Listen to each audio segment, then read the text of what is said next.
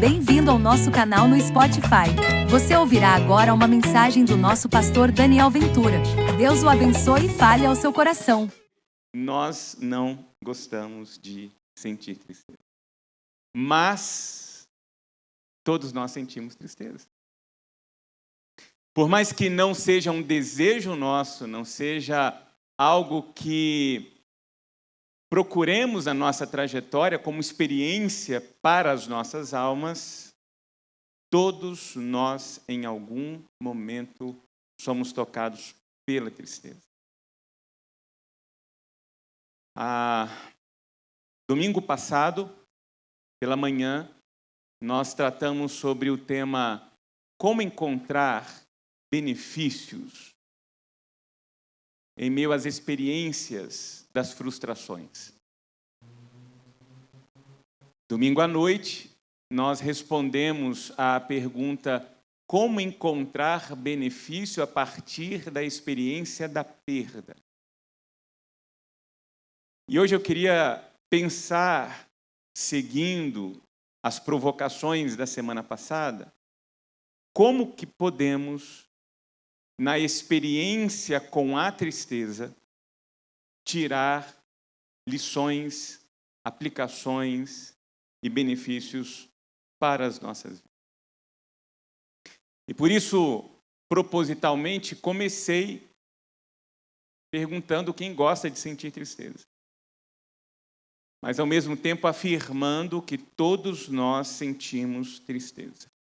E isso não é da nossa geração, isso não é do nosso tempo, isso vem desde a antiguidade.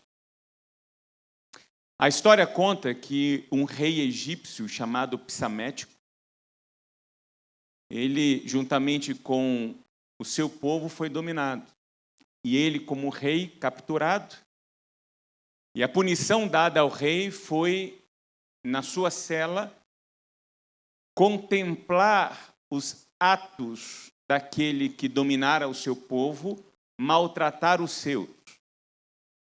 E ali, da cela, ele começa a visualizar os seus soldados, seus servos fiéis, homens que juraram compromisso para com a sua nação, para com o seu povo, e que colocaram, inclusive, suas vidas em risco, sua integridade em risco, para garantir a proteção do rei e dos seus.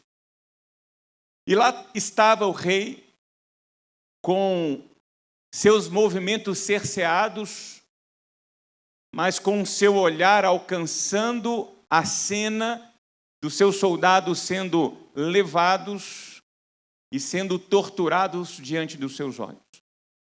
E a história diz que, em determinado momento, depois de contemplar a dor aguda dos seus homens, ele começa então a gritar e a bater a sua cabeça contra a grade. E aquela cena se repetiu até que, de repente, Psamético fica petrificado, imóvel. Porque ele viu que a próxima pessoa que seria sacrificada seria o seu filho.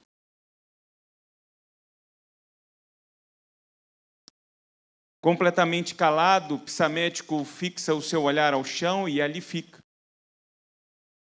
E ali se detém. Passado o tempo, o seu companheiro de cela se aproxima respeitosamente e então indaga Psamético. Eu quero te pedir desculpas, mas eu estou incomodado. Passado já o tempo, há uma cena que não sai de diante de mim, que foi primeiramente vê-lo chocar o seu corpo e o seu rosto contra a cela diante do sacrifício dos seus homens, dos seus soldados, mas de repente vê-lo imóvel, petrificado diante dos meus olhos, quando o seu filho fora capturado e exposto à tortura. Eu queria respeitosamente entender por quê?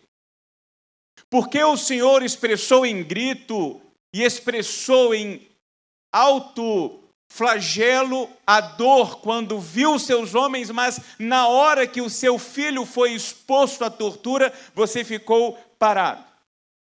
Ao que conta a história, Psamético teria respondido: há dores que são suportáveis. Há dores que são expressas por meio do choro, são expressas por meio do grito, são expressas por meio dos golpes dados em nossos próprios corpos, mas há dores que são insuportáveis. E as dores insuportáveis, elas não podem ser expressas de modo algum. Por isso, por essa razão, diante da dor insuportável de ver meu filho, meu único filho, sendo exposto ao sofrimento diante dos meus olhos, me restou, senão a petrificação da alma exposta na imobilidade do meu corpo. Na filosofia, Montaigne vai contar a história do sacrifício de Ifigênia. Uma mulher que à época fora considerada feiticeira e por conta deste atributo foi capturada e queimada viva em praça pública. E estava ali como auditório presente ante ao seu sacrifício vivo, uma população curiosa para a contemplação da sua morte, e entre esses, amigos, familiares.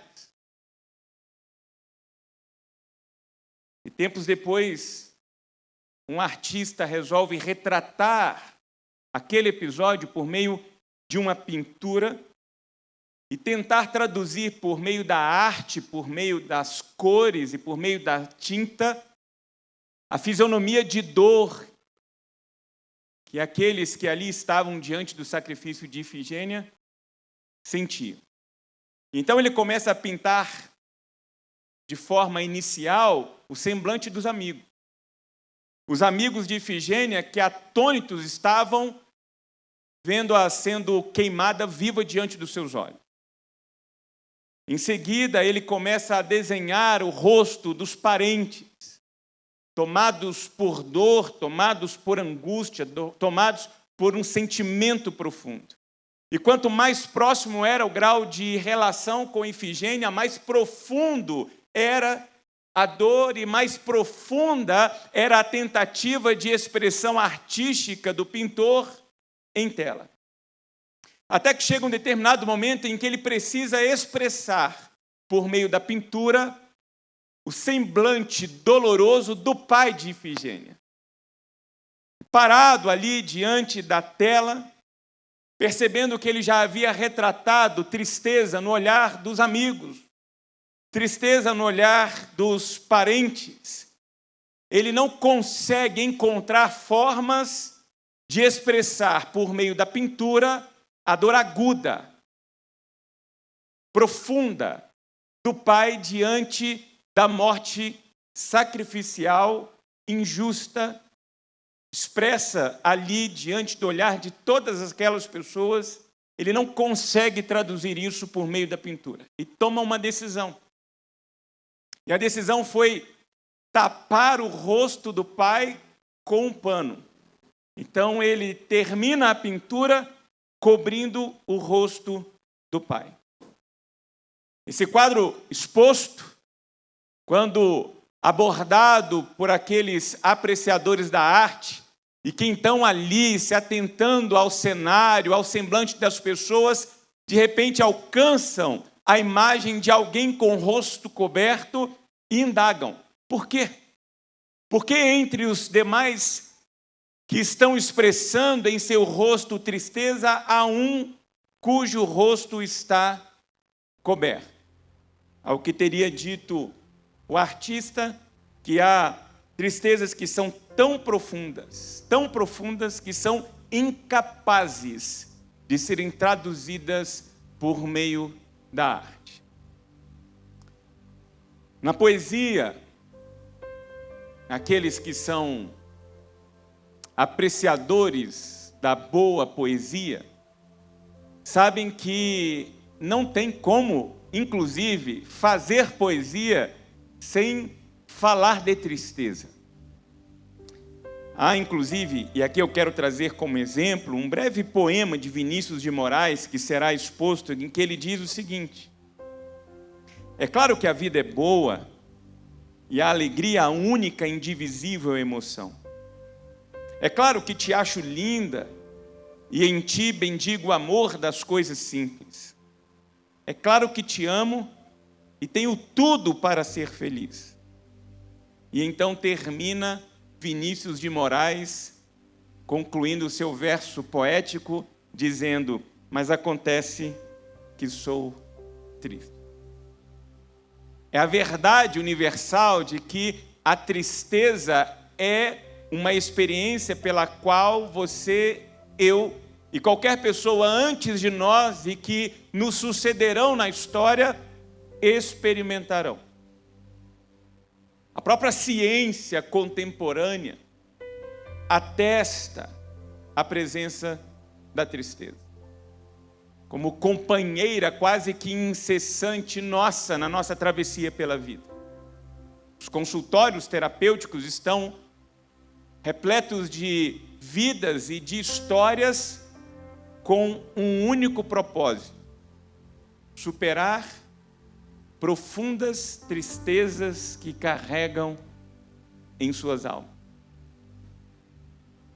E poderíamos aqui, inclusive, trazer exemplos não só da história passada, não só das poesias redigidas por grandes escritores,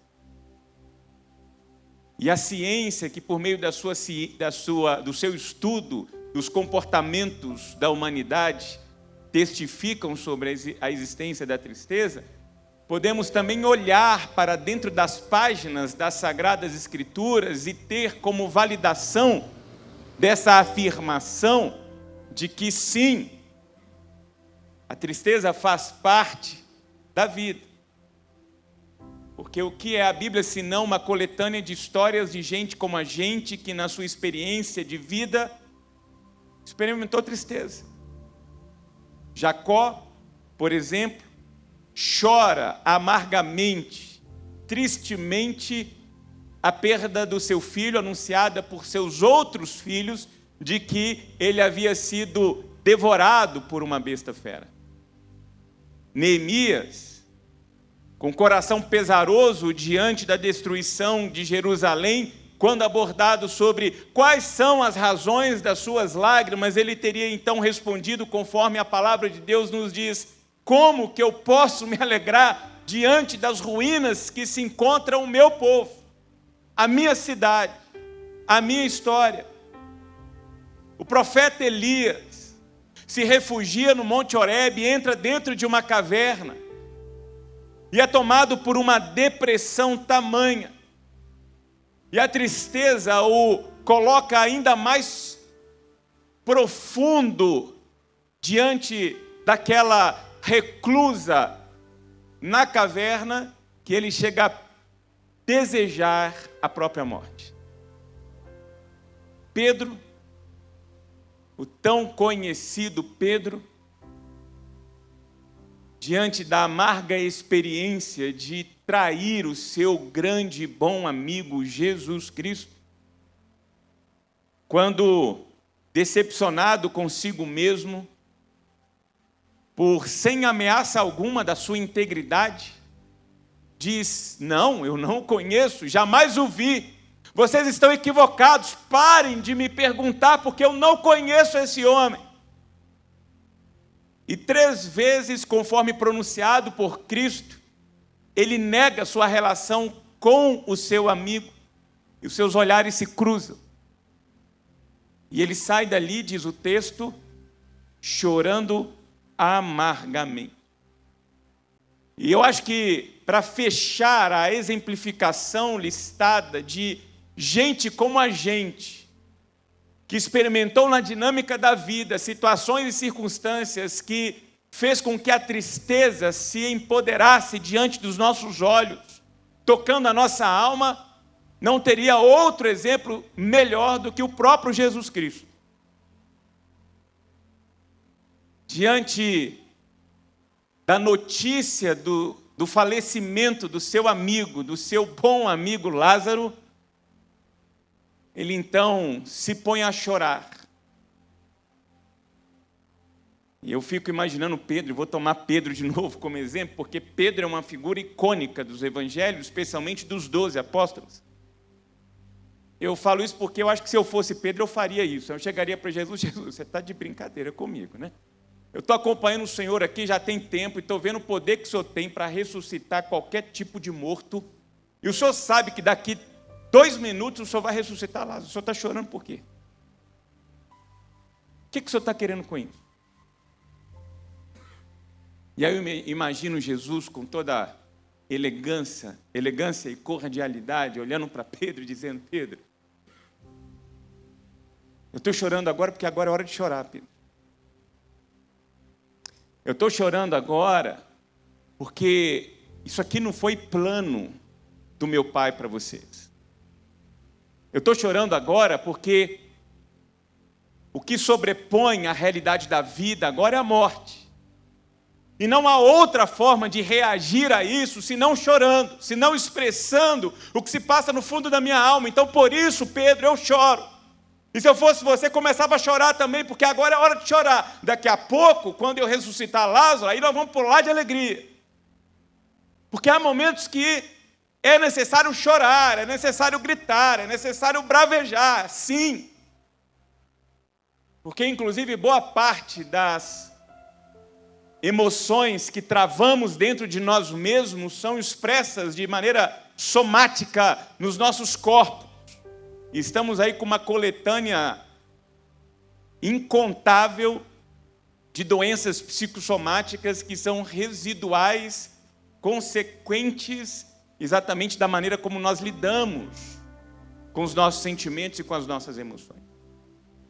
E está lá Jesus chorando diante do seu amigo, assim como chorara diante de Jerusalém, a sua cidade, o seu povo, percebendo que Jerusalém estava não só matando os seus profetas, mas ali, assemelhando-se a ovelhas quase que insubmissas, sem um pastor. Eu queria que você gravasse isso no seu coração. E eu tentei trazer exemplos suficientes para validar isso que eu quero aqui era afirmar e convidar você a introjetar na sua alma. Não existe momentos e não existe área das nossas vidas que não sejam alcançadas pela tristeza. E certo de que já fomos tocados pela tristeza, e certo de que seremos tocados pela tristeza, eu quero ler com vocês um texto que fala de tristeza, e desejo, através dessa leitura, tirar algumas lições para as nossas vidas. E o texto, eu convido você a acessar, seja de forma eletrônica, por meio do seu dispositivo móvel, ou por meio do texto sagrado em papel, é o livro do Eclesiastes. Eclesiastes, capítulo de número 7, verso de número 3. Eclesiastes, capítulo de número 7, verso de número 3. O texto será projetado e eu queria estimular você que, mesmo que sabendo e dominicalmente, eu sou mais misericordioso que o pastor Hannerson, né? Você desenvolva a prática de acessar o texto. Texto que leio na Nova Versão Internacional. Eclesiastes capítulo 7, verso 3. Diz-nos assim: a tristeza é melhor do que o riso, porque o rosto triste melhora o coração. A tristeza é melhor do que o riso, porque o rosto triste melhora o coração. Eu não sei quantas vezes você parou nesse verso e ficou olhando para esse verso, tentando entender o que esse camarada quis dizer com isso. Como assim? É no mínimo intrigante afirmar que a tristeza é melhor que o riso e que o rosto triste é capaz de melhorar o nosso coração. De que maneira? De que forma a tristeza traz benefícios para a nossa alma? E de que maneira, quando a gente fica triste, a gente melhora por dentro? Eu quero dar 3 sugestões de resposta. E a primeira é esta: a tristeza melhora o coração quando se torna um canal de aprendizagem. A tristeza melhora o coração quando a tristeza se torna um canal de aprendizagem. Se a gente for honesto, nós vamos concordar com essa afirmação. Sim, a tristeza é um excelente instrumento de aprendizagem. Por quê? Porque a tristeza nos coloca numa posição de avaliação, de reflexão, de introspecção e do exercício de olhar para trás e entender por que aquilo está acontecendo. Por que eu estou sofrendo o impacto daquela decisão ou daquela situação? Então a tristeza faz com que possamos reavaliar as razões e aprender com aquilo que acontecera conosco. Eu queria tomar como exemplo o próprio Pedro. Após flagrar-se traindo, a sua reação não foi outra senão chorar. Chora por causa do peso do coração. Chora porque reavalia o que fizera diante daquilo que momentos antes prometera. Chora porque pega o seu olhar cruzado com o olhar de Cristo e ali exposto à traição diante do seu melhor amigo. Chora por causa do peso que essa traição gera na sua própria alma. E a tristeza, de alguma forma, é essa balança invisível que faz com que pesemos as nossas transgressões e, a partir da experiência do peso das transgressões, das falhas, sobre a nossa alma, a gente consiga avaliar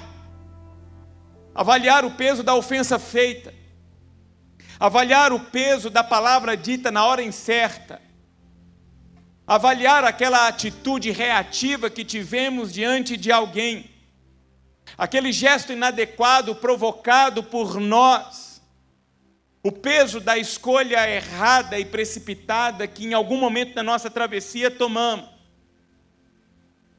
Mas o bom de tudo isso é que esse peso, que vez por outra repousa sobre a nossa alma, faz com que a gente pare, olhe, avalie e reavalie. Então a tristeza, e precisamos permitir que assim ela seja, é um instrumento didático, é um instrumento benéfico. E ela tem esse poder de melhorar o coração quando se transforma num canal de aprendizagem.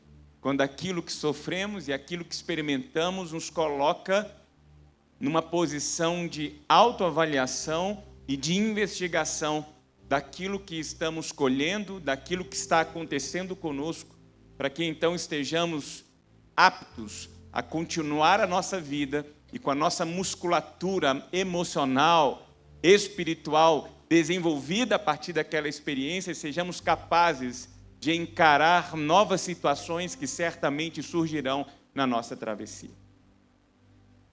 A segunda sugestão de resposta que quero dar para validar a tese desta noite de que sim, a tristeza é capaz de melhorar o nosso coração, conforme o Kohelet nos afirma no capítulo 7, verso 3 do Eclesiastes, é quando a tristeza se torna um canal de edificação. Quando a tristeza se transforma num canal de edificação. E a tristeza tem essa habilidade de nos tornar mais sensíveis à dor do outro, àquilo que se passa na vida do outro. Repare, às vezes nós só conseguimos compreender de maneira adequada o peso que vem ao coração e à alma do outro se nós, semelhantemente, já experimentamos ou naquele exato momento estamos de igual modo experimentando.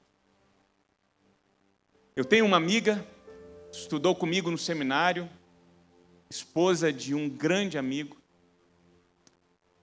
que carregou na alma uma dor profunda, traumática, de aos 6 anos de idade ser abusada concomitantemente pelo seu pai e pelo seu avô.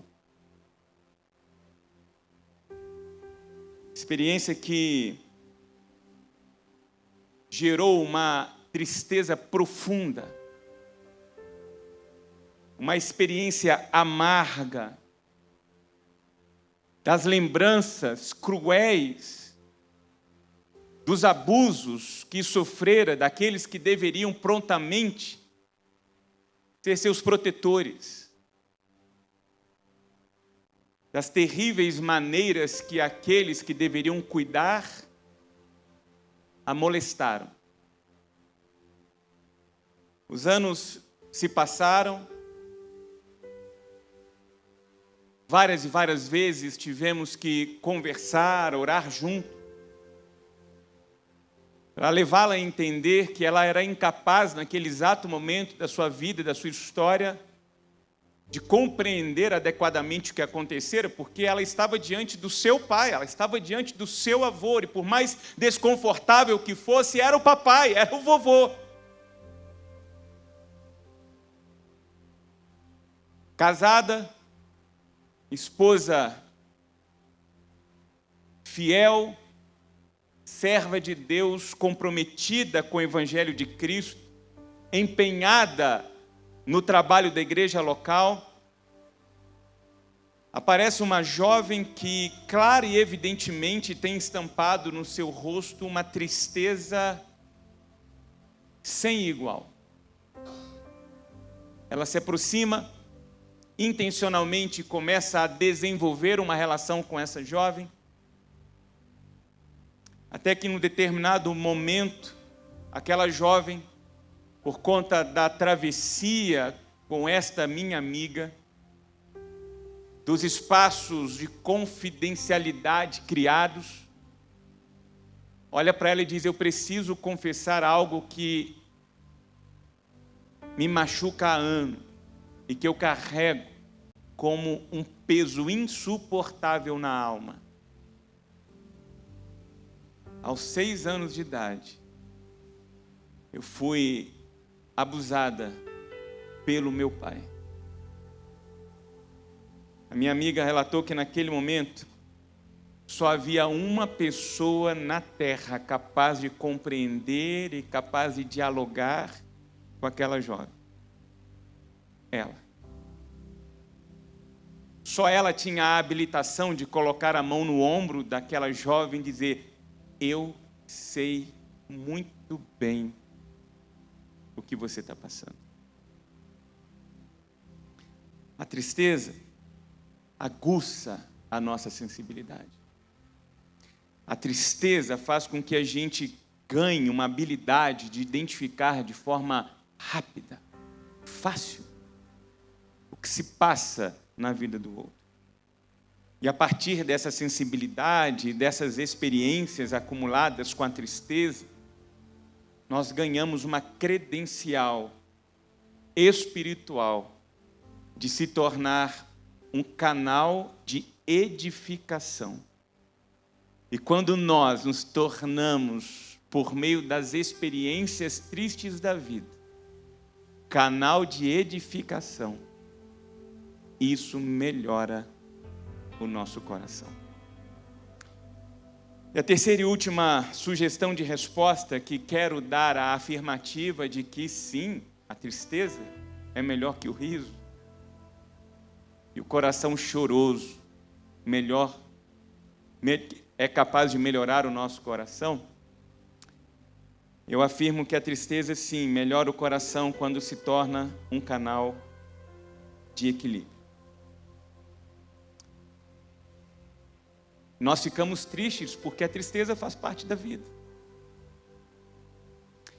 Semelhantemente, nós ficamos alegres, porque a alegria faz parte da vida.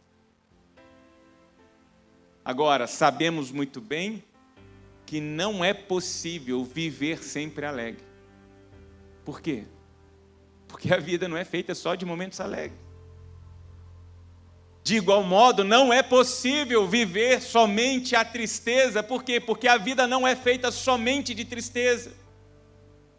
Lembra do que falamos semana passada? A vida ela é composta de uma sucessão de noites e dias, de tristezas e de alegria. E muita gente precisa aprender a enxergar a vida conforme o próprio salmista não só aprendeu, mas fez questão de deixar registrado para nós, quando ele afirma, olha, o choro ele pode durar uma noite, mas a alegria vem pelo amanhã. A tristeza pode vir e se manifestar na nossa vida, na nossa história, e às vezes prolongar a noite.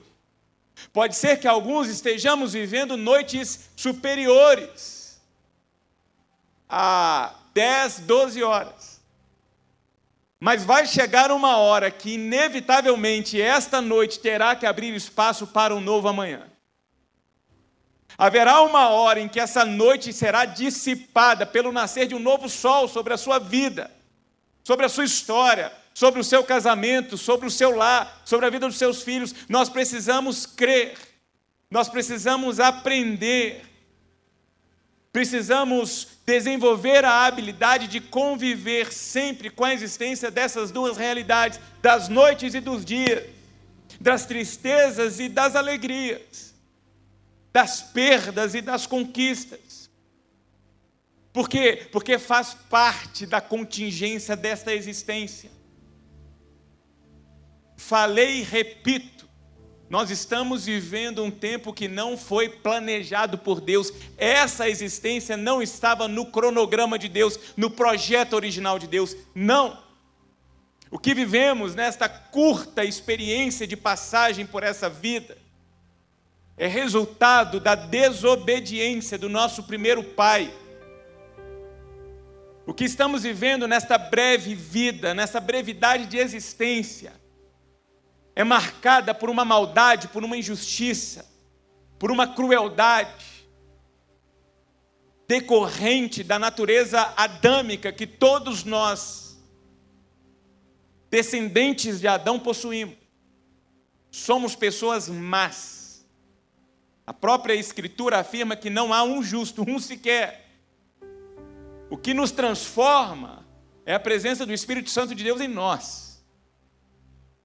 O que nos controla, o que nos domina, é o poder do Espírito Santo de Deus em nós.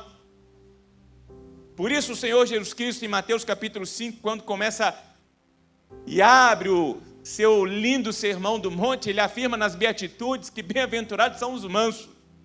Felizes são aqueles que, então, entregues ao domínio do Espírito Santo, foram domados, domesticados, controlados pelo Espírito.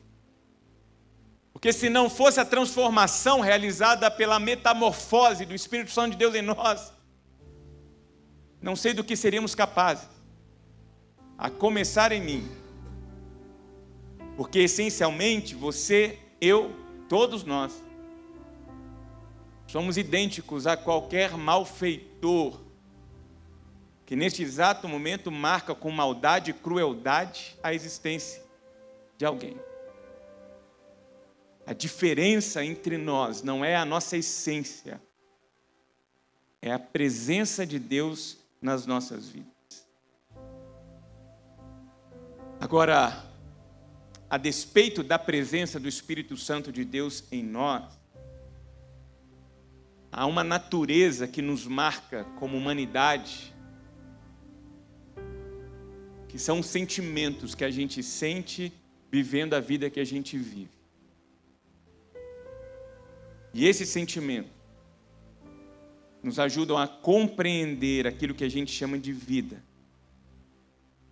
E entender que essa vida, ela é marcada por experiências boas e ruins, por ganho e por perda, por alegrias e por tristeza, por ganhos e por perdas. Você não ouvirá, enquanto estivermos aqui pregando a palavra de Deus, nenhuma mensagem rasa, para não dizer diabólica, que faz com que você acredite numa teologia triunfalista, de que porque você faz parte desta igreja, de porque você crê em Jesus, o mal não há de te tocar, a prosperidade será permanente na sua vida e na sua história, seus inimigos cairão à sua direita, à sua esquerda, mal algum tocará a sua existência, tua descendência será... Você não ouvirá isso aqui. Porque essa não é uma mensagem que coaduna com a mensagem do Evangelho de Cristo Jesus. Por mais agradável que possa parecer esse tipo de mensagem, ela é dotada de uma mentira cruel, que faz com que a gente, de forma inocente, infantil, viva a vida. E viver a vida com esse olhar e com essa expectativa certamente fará com que nós nos frustremos com a vida, que sejamos dilacerados pela existência e pior, que a gente se decepcione com um Deus que não é o Deus verdadeiro, mas é o Deus que nós criamos a partir das nossas expectativas irreais. Porque a garantia que temos do próprio Cristo, Filho de Deus, encarnado entre nós, é de que, olha, no mundo, vocês terão aflições. Perseguiram os profetas, derramaram injustiça sobre a minha vida, e de igual modo isso acontecerá com você. Mas tem de bom ânimo, eu venci. E o poder do Espírito Santo de Deus, que me deu vitória, estará com vocês. E a presença do Espírito Santo de vocês é a prova de que eu estarei convosco todos os dias. Mesmo que você ande pelo vale de sombra e morte, eu estarei com você. E derramarei sobre o seu coração e sobre a sua alma consolo, paz. Mesmo que o mar revolto sacuda a sua vida e a sua existência, nós estaremos juntos, deitados sobre aquele barco, certos de que o maior milagre já foi feito, que foi Deus derramar sobre a minha vida, sobre o meu coração, uma porção da sua existência, por meio da presença do Espírito Santo de Deus. E aí eu termino com a palavra do próprio Senhor Jesus, quando diz: tudo isso eu digo para que vocês tenham paz. No mundo vocês vão sofrer, mas tenham coragem. Eu estarei com vocês todos os dias, até o fim dos tempos.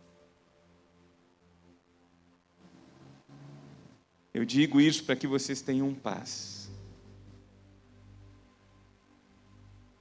No mundo vocês vão sofrer, mas tenham coragem.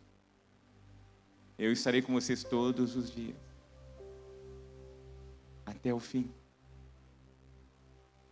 eu estarei com vocês todos os dias, até o fim. Glória a Deus por isso. Porque nós não estamos sozinhos. Você não está sozinha. Deus sabe o que você está passando. E Deus sabe, não é pela capacidade espiritual, divina, de saber de todas as coisas. Deus sabe porque Ele experimentou isso. Ele sabe por experiência o que é sofrer. Ele sabe por experiência o que é ser alvo de injustiça, o que é ser alvo de traição, o que é ser alvo de perseguição. Ele sabe. E essa promessa desse Deus que sabe por experiência o que passamos e que prometeu que estará conosco todos os dias, tem que gerar paz nos nossos corações. Então, a despeito do que você está enfrentando na sua vida e na sua existência, confie. Deus é contigo. E a maior prova da presença de Deus conosco não é a transformação da realidade ao nosso redor. A maior prova e o maior milagre que nós podemos experimentar da presença de Deus nas nossas vidas é o nosso coração transbordar de uma paz que homem algum vai conseguir explicar. Eu não sei como você entrou aqui, eu não sei o que você tem enfrentado, eu não sei se você está no seu momento de noite, se você está no seu momento de dia, se você está no seu momento de angústia, se você está no seu momento de alegria. Não sei se você está no seu momento de colheita, não sei se você está no seu momento de perdas. Mas eu queria convidar você a fazer um breve exercício. Se você está vivendo um momento de sol a pino, da luz brilhando sobre a sua existência, se os seus dias têm sido dias de alegria, agradeça a Deus por isso. Se você tem vivido um tempo de cessação, de angústia, de dor, de maldade, agradeça a Deus, diga: Deus, muito obrigado.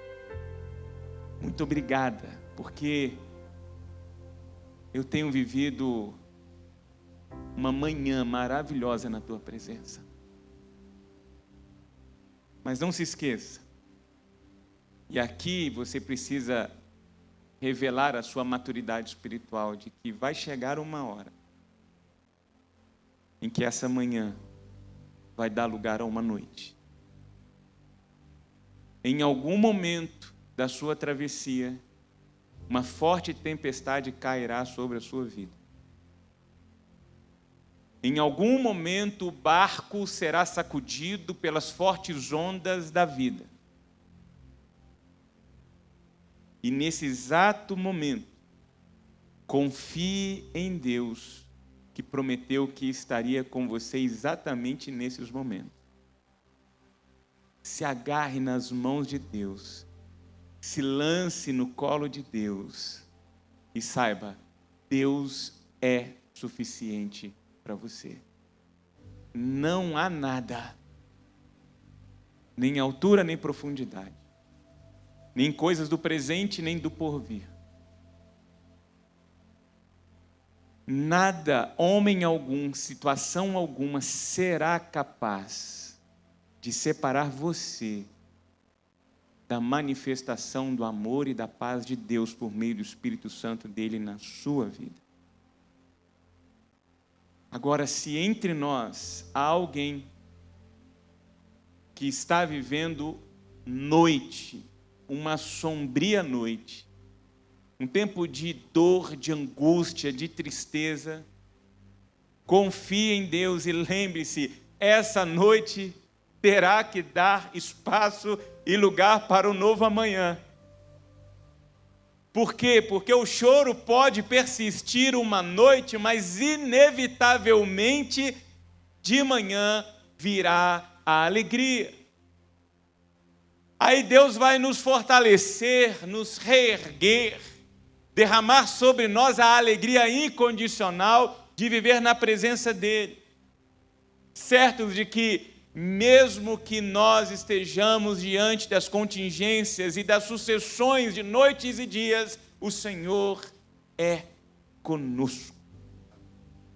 Que em nome de Jesus a gente experimente dessa promessa e que a presença do Espírito Santo de Deus em nós, diante das certas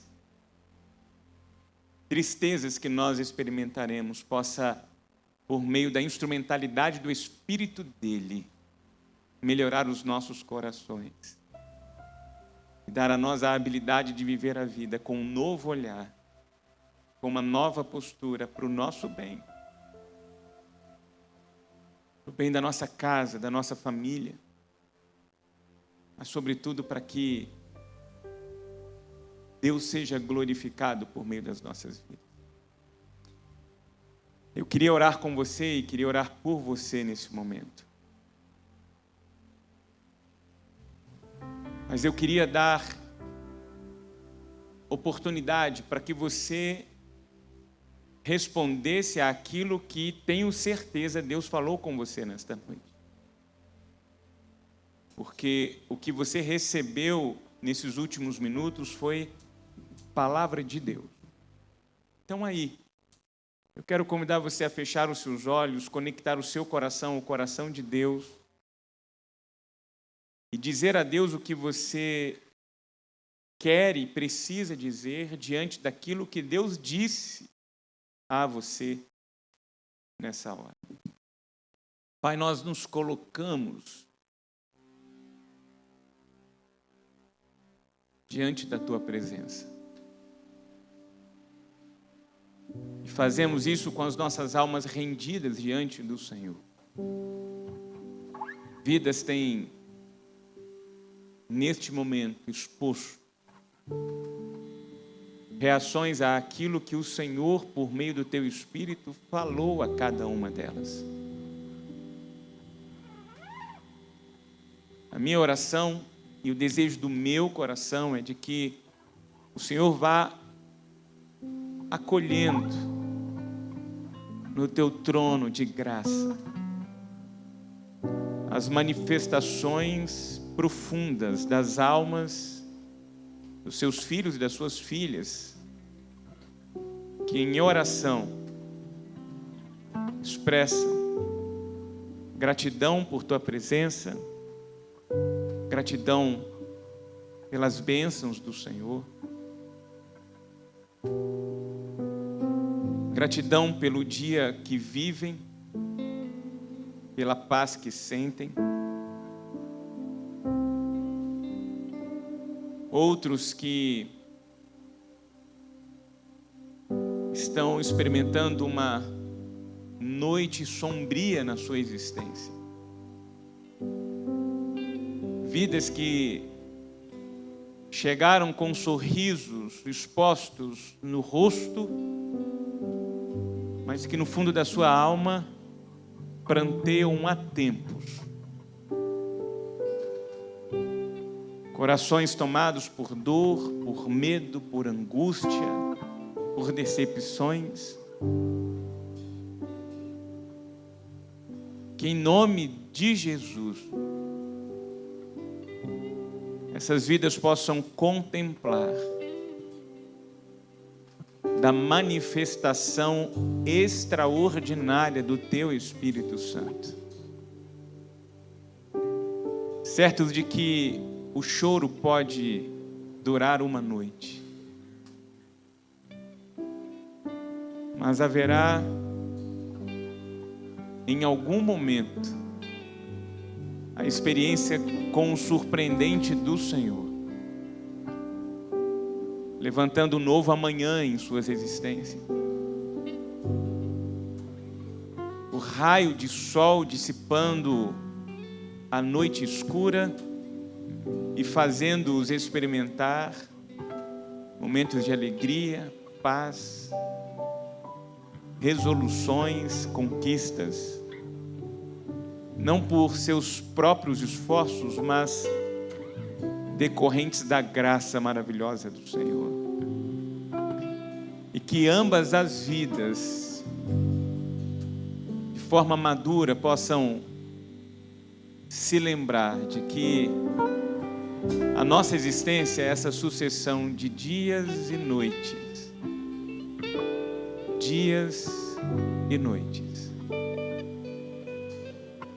Mas o que de fato importa para nós é saber que o Senhor está e estará conosco nas nossas manhãs e nas nossas noites. E que a compreensão e a percepção da Tua presença seja suficiente para nós. Para o nosso bem, Senhor. Como uma plataforma de testemunho da presença do Teu poder em nossas vidas. Mas, sobretudo, como uma oportunidade do Teu santo nome ser glorificado por meio das nossas vidas e das nossas histórias. Dá-nos a habilidade de transformar as nossas tristezas num canal de aprendizado, de edificação e de equilíbrio. Certos de que o que o Senhor tem preparado para nós, olho algum viu, mente alguma alcançou, porque é infinitamente maior e melhor do que temos aqui nesta existência. E com os nossos olhos fitos em Cristo Jesus, autor e consumador da nossa fé, possamos experimentar dessa promessa e dessa certeza, fortalecendo os nossos corações, porque haverá um dia em que não experimentaremos mais de noites, porque estaremos diante daquele que é luz, luz eterna, aquele que nos dará a oportunidade de viver e conviver eternamente com a alegria, com a paz, com a presença do Senhor. É a nossa oração a Deus, é a nossa gratidão, no nome precioso do Teu Filho Jesus. Amém.